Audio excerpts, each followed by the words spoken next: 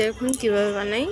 এই যে আলু কেটে নিয়েছি আমি এখানে ছোট ছোট করে, আর পেঁয়াজ, আদা, রসুন। কড়াই গরম হয়ে গেছে, তেল দিয়ে দিচ্ছে।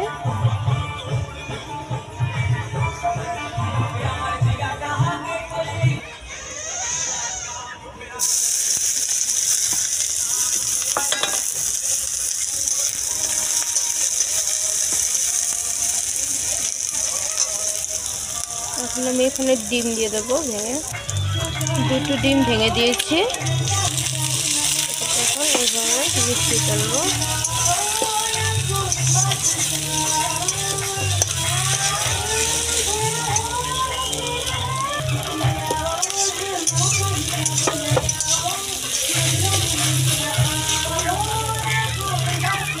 হয়ে গেছে ডিমটা ভাজা, এগুলো তুলে নেবো এখন।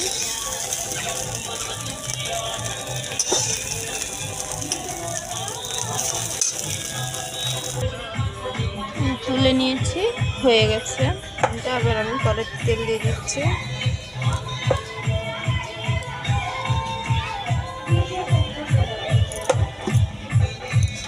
তেল দিয়ে দিলাম, এখন জিরে দিয়ে দিচ্ছি, দিয়ে দিলাম তেজপাতা।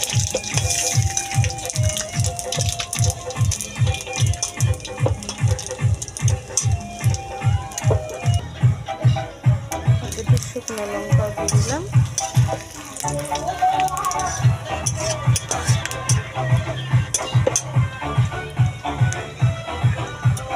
আমি এই যে আলু কেটে রেখেছি এগুলো দিয়ে দিচ্ছি এর মধ্যে।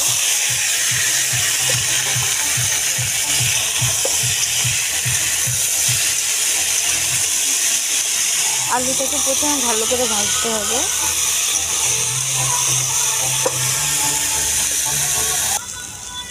এই আলুটা ভাজা হয়ে গেছে। এখন আমি এর মধ্যে মসুরের ডাল দিয়ে দিচ্ছি। 1 কাপ মসুরের ডাল দিয়ে দিলাম এর মধ্যে।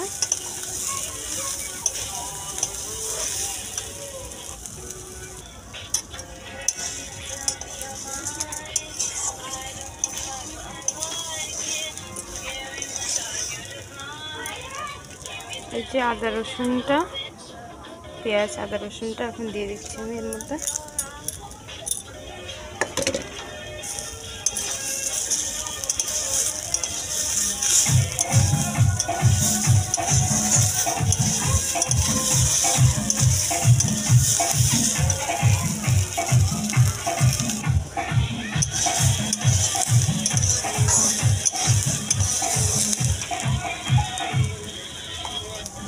এখন আমি একটু লবণ দিয়ে দিচ্ছি পরিমাণ মতন।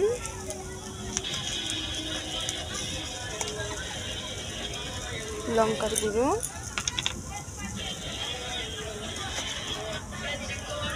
হলুদের গুঁড়ো,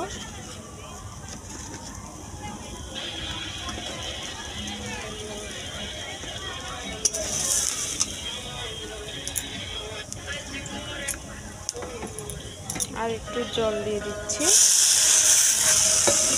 মশলাটা যেন পুড়ে না যায় তাই একটু জল দিচ্ছি।